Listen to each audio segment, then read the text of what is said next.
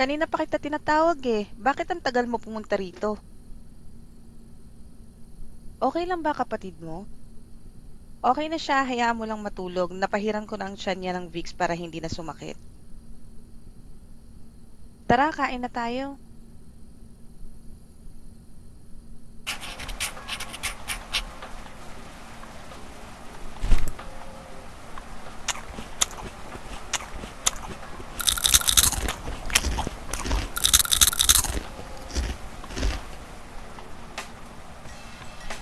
Kamusta naman ang klase niyo?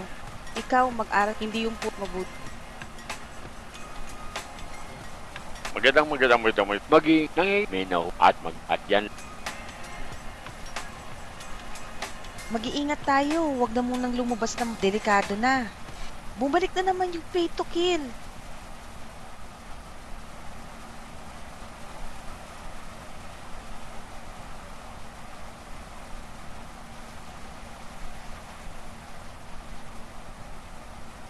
Dati kasi nung mga bata pa kami, marami ang namatay dito sa barangay Sakdudol dahil sa kaso na yan.